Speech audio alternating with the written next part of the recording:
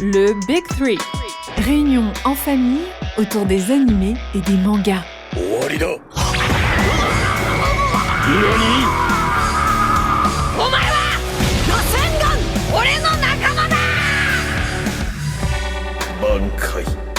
Le Big Three. 3 frères, des animés, du manga, des coups de cœur et des débats.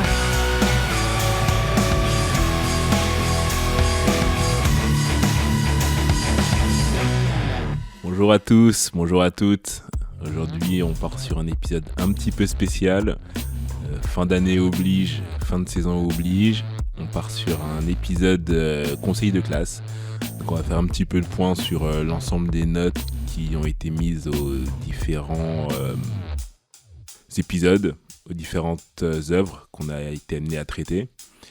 Et aujourd'hui, donc, ce sera moi qui vais m'occuper de cette tâche délicate, mais je ne serai pas tout seul. Je serai accompagné de la fondatrice du studio Make Some Noise. Bonjour Marion. Salut Jean-Jacques.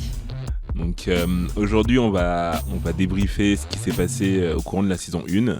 N'ayez crainte, une saison 2 est prévue pour très bientôt. Ce que je vais faire, c'est que je vais faire la moyenne de l'ensemble des notes donc, qui ont été données par Jean-Louis, Jean-Marc, moi-même, ainsi que les invités. Et avec ces moyennes-là, je serai amené à donner des petits prix aux différentes œuvres, que ce soit prix d'excellence, les encouragements, etc., etc., pour vous permettre de vous lancer tout simplement sur une œuvre que vous n'avez pas commencé pour le moment. Comment est-ce que ça va se passer ? On commence par la note la plus basse ou tu les prends dans l'ordre des épisodes ? Au début, je me suis dit, est-ce que je vais faire comme les profs qui étaient un petit peu sadiques, à savoir par ordre décroissant ? Et finalement, je me suis dit que le plus simple serait potentiellement de le faire par ordre des épisodes qu'on a été amené à traiter. Parce que moins sadique pour les œuvres qui vont voir leur nom, les premières notes sortir, les bonnes notes, et puis attendre potentiellement leur mauvaise note. De mémoire, il n'y a pas non plus des notes catastrophiques, si ? Il n'y a pas de notes catastrophiques. Tout le monde a la moyenne, donc ça c'est cool. Mais il y a quand même un bas de tableau. Enfin, à partir du moment où il y a notes et où il y a conseiller de classe, forcément il y en a qui s'en sortent mieux que d'autres. Ok, donc c'est parti pour le conseil de classe. Alors le premier épisode, je me souviens plus déjà, alors que c'était il y a quelques mois. Vous parliez de quoi déjà ? Donc l'épisode numéro 1, c'était Jujutsu Kaisen, donc saison 1. Au niveau des notes, on a été plutôt cool, je trouve, avec l'œuvre. Donc ça lui fait une moyenne de 7,20. Donc j'ai envie de donner les encouragements, surtout que pour ma part, je sais ce qui se passe un petit peu dans la saison 2. Donc les encouragements, c'est vraiment, vraiment la base. À savoir que la suite est, de mon point de vue, assez ouf. Donc vraiment, si vous n'avez pas commencé du Kaisen, lancez-vous sans aucune crainte parce que ça va crescendo. Et on parlera dans la saison 2 de la suite de Jujutsu Kaisen ou pas ? Il y a des chances pour qu'on traite du sujet parce que mine de rien, ça me titille un peu. Ensuite, on part sur l'épisode 2, donc c'était Invincible. Encore une fois, c'est une œuvre qui n'est pas ultra connue, qui a du mal à trouver son audience en France, et je trouve ça un petit peu dommage. Sur la moyenne, on était à un 7,30, ce qui est plutôt pas mal. Pareil, encouragement, parce que comme pour Jujutsu Kaisen, la saison 2 est en train d'être diffusée, et pareil, ça envoie du lourd. Donc, si vous hésitez à vous lancer dans Invincible, foncez, l'œuvre en vaut la peine. ok, 2 encouragements pour démarrer. Il y a 16 épisodes en tout. Vous avez traité 16 œuvres différentes, il me semble. Il y a 16 épisodes, certes, mais il y a quelques œuvres qui n'auront pas de notes, à savoir le classement des meilleurs Disney, mon classement d'ailleurs. Pareil pour Hunter x Hunter, il n'y aura pas de notes. Oui, parce que c'est 30 minutes pour convaincre. Et SNK, donc l'attaque des titans, il y a eu 2 épisodes. Donc je vais donner une note pour une note globale, parce qu'il y a eu une note ajustée après l'épisode final. Et Dragon Ball aussi, il y a eu 2 épisodes. Dragon Ball, il y a eu 2 épisodes, mais il y aura une notation. Ok, c'est parti. Donc, 3e œuvre. 3e œuvre, Kengan Ashura. On est sur un 7,5 de moyenne. Très très belle surprise. une œuvre dont on n'attendait pas grand-chose, étant donné du synopsis. Et pourtant, la partie 1 et 2 de la saison 1 valent la peine d'être regardée. La saison 2 est actuellement disponible sur Netflix. Et pareil, comme pour les œuvres précédentes, vraiment foncez. Il n'y aura pas d'encouragement, mais ça en vaut la peine. Tu donnes beaucoup de devoirs là pour les fêtes de fin d'année, j'ai l'impression, en termes de visionnage. Il y a beaucoup d'idées pour passer les fêtes devant les écrans, en fait, finalement. Merci. Non, mais c'est vrai qu'après la digestion du repas de Noël et après le Nouvel An, se poser devant la saison 1 du Jujutsu Kaisen ou Kengan Ashura, honnêtement, ça fait pas de mal. Donc moi, je recommande vivement. Ok, donc entre la dinde et la bûche, on a déjà un programme. Ensuite, on est sur la 4e œuvre. La 4e œuvre, donc c'est l'Attaque des Titans. Et là, on est sur un prix d'excellence. Donc 12 sur 10. Ça aurait pu être ça, on n'est pas loin de la perfection. Vous savez qu'il y a eu 2 épisodes pour l'Attaque des Titans. Il y a eu 2 invités, donc Caïs et Justine, qui ont tous les deux mis une note de 9,5. Et si on fait la moyenne, ça nous fait une moyenne de 9,70. Donc clairement, on est sur un prix d'excellence. Pour toutes les personnes qui ne connaissent pas l'œuvre, foncez. Vous allez en avoir pour votre argent, vous allez en prendre plein la vue. C'est en termes d'animation, en termes d'histoire, en termes de rebondissement, difficile de faire mieux. J'ajoute quand même que là, c'est vos notes aux 3 gens, mais n'hésitez pas à donner vos notes aussi sur notamment le compte Instagram. À chaque fois, on publie les visuels de chaque épisode personnalisé. Vous avez le droit de contester ces notes, même si je pense que l'Attaque des Titans mérite son prix d'excellence, de ce que j'ai compris. Ça met tout le monde d'accord. Mais n'hésitez pas, vous aussi, à intervenir et à donner vos notes et à décerner vos prix, comme les 3 gens. Voilà, on sera à l'écoute de vos retours. Ensuite, prochaine œuvre. L'œuvre qui va suivre, c'est Demon Slayer. On a parlé de la saison 1, 2 et 3 de mémoire. Et on avait Alex Levent comme invité. En termes de moyenne, on est à 8,30. Donc une œuvre à suivre. Très bien installée dans le paysage des mangas. Notamment grâce au film Le Train de l'Infini qui a battu tous les records et qui est incroyable. Donc pareil, Demon Slayer, une œuvre que vous pouvez regarder si vous aimez bien tout ce qui est shonen, vous allez adorer. Très bien, on passe à la 5e œuvre. On est sur Pluto qui est la 6e œuvre. Oui, petite erreur, mais chose qui arrive, qui est la 6e œuvre. Et là, pour le coup, on a été un petit peu déçus dans l'ensemble. On avait traité uniquement du manga, donc pas de l'animé sorti sur Netflix, qui je sais a apporté une belle plus-value.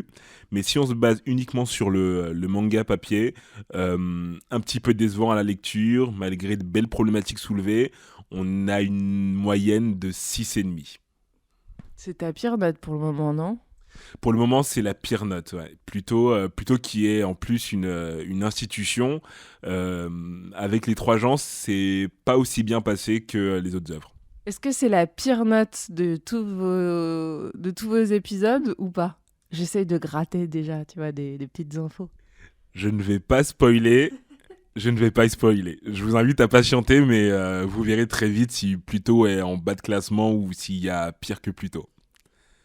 Ensuite, après Pluto. 7e œuvre, donc c'est Vinland Saga. Là, on parle de la saison 1 et 2 de l'animé. Et on est sur une moyenne de 7,20.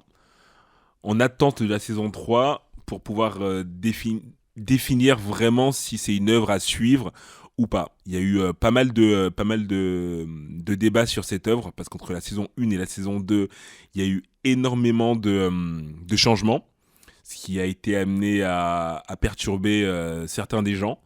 Pour ma part, ça n'a pas été le cas, mais voilà. Donc, affaire à suivre sur la saison 3. Je ne sais pas si les autres gens vont être amenés à la regarder, mais pour ma part, je serai au rendez-vous de la saison 3. Et donc, peut-être, si ça crée la surprise, ça fera l'objet d'un épisode futur. On ne sait pas, on verra. Ensuite, on part sur Princesse Mononoke. On était avec Victoire Sato, qui a donné une excellente note à l'œuvre, comme l'ensemble des membres du Big Three, qui donne une moyenne de 8,10. Donc on peut clairement dire qu'il s'agit d'un classique à voir et à revoir. Qu'on soit un enfant, un ado ou un adulte, à chaque moment, on est amené à voir des choses différentes en regardant cette œuvre. Donc clairement, si vous n'avez pas encore vu Princesse Mononoke, n'hésitez pas, Miyazaki a fait le taf. très sympa, non, comme programme pour les fêtes en famille.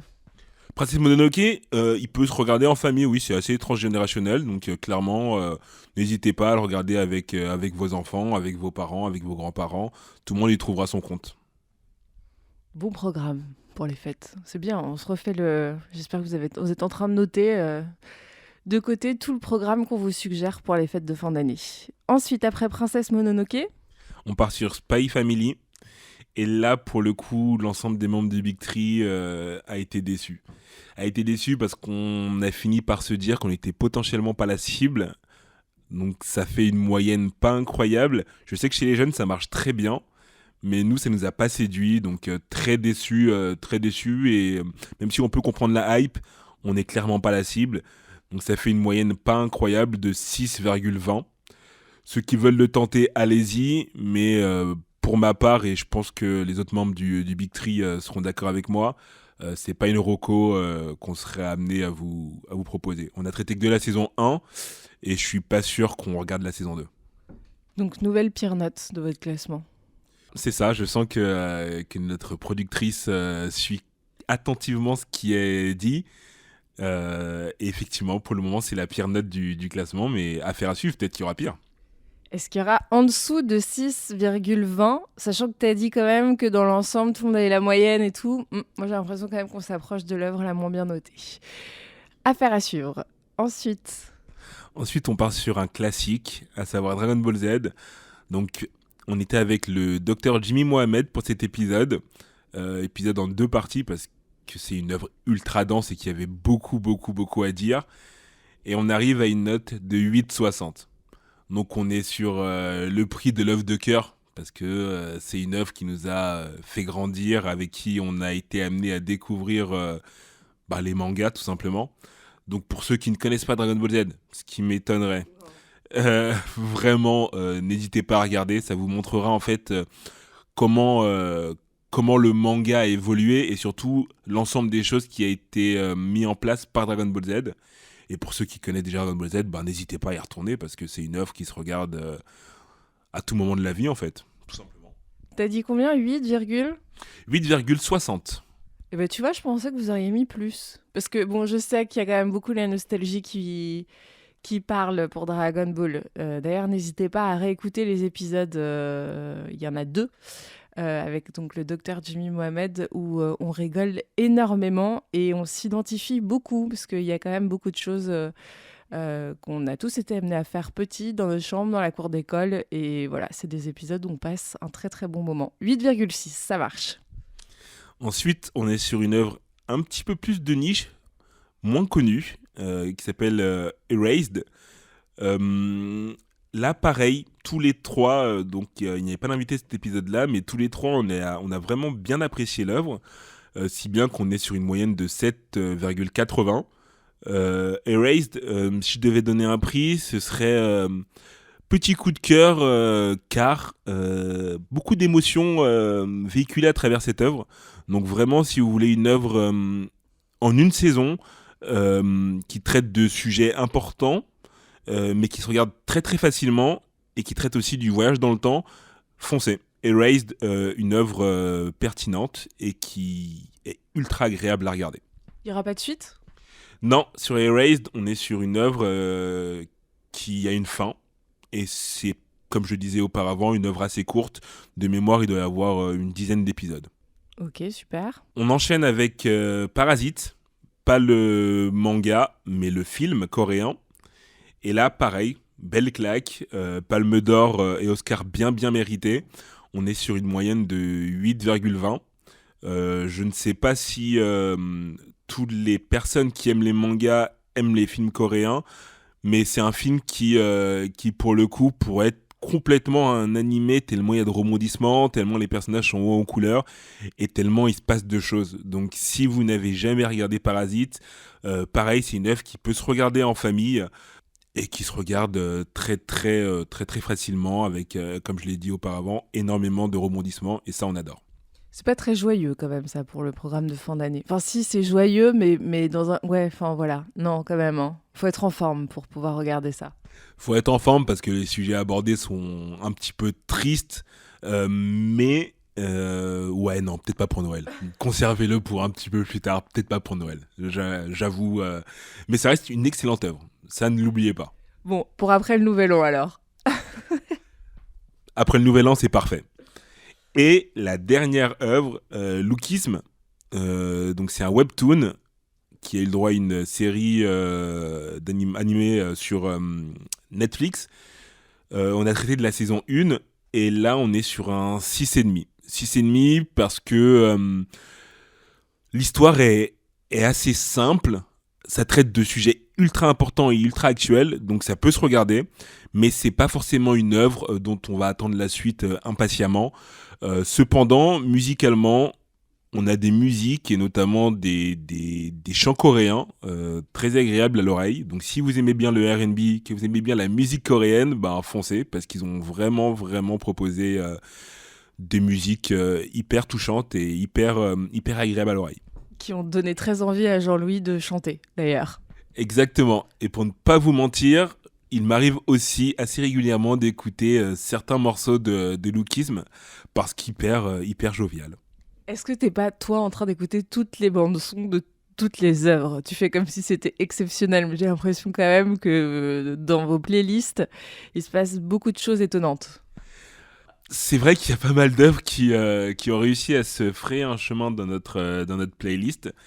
Et Lookism, clairement, pour ma part, et je sais que pour Jean-Louis c'est pareil, Jean-Marc un petit peu moins, a trouvé sa place. Musicalement, il y a de belles choses et voilà. Alors, fin du classement. Donc, si j'ai bien compris, l'attaque des Titans a mis tout le monde d'accord, arrive au top. Exactement. Donc, en haut du classement, on va avoir donc l'attaque des Titans qui a eu la chance d'obtenir le prix d'excellence. Parce qu'encore une fois, une œuvre complète et excellente de bout en bout. Et malheureusement, en bas de classement, on a Spy Family, donc saison 1, qui n'a pas réussi à nous convaincre et nous a pas forcément donné envie d'aller plus loin. Alors, merci pour toutes ces recommandations, surtout pour ces petits classements de fin d'année qui font plaisir et qui vont pouvoir occuper certains pendant les fêtes. Les 3 gens, c'est aussi 3 frères. Qu'est-ce qu'ils vont regarder, les 3 gens, entre Noël et le jour de l'an ? Oula. Alors là, je peux pas parler pour les autres, mais moi, j'ai une petite liste de choses à regarder qui s'allonge au fur et à mesure qu'on me recommande des choses, donc ça devient un petit peu compliqué, mais vous inquiétez pas, pour la saison 2, il y a de belles choses, il y aura de belles œuvres dont on va être amené à parler, et je pense clairement que vous allez y trouver votre compte, parce que nous, sur les œuvres dont on va être amené à débattre avec les invités, parce qu'il y aura encore des invités, on y a trouvé notre compte. Très bien. Quel suspense, quel teaser pour la saison 2. Et ben merci beaucoup, on souhaite de très belles fêtes à tout le monde. On embrasse très fort les 2 autres gens, Jean-Louis et Jean-Marc, qui sont déjà sous le sapin avec le Père Noël. Et on se donne rendez-vous en 2024. Salut les gens. À bientôt. Bonne fête. Le Big Three. Réunion en famille autour des animés et des mangas.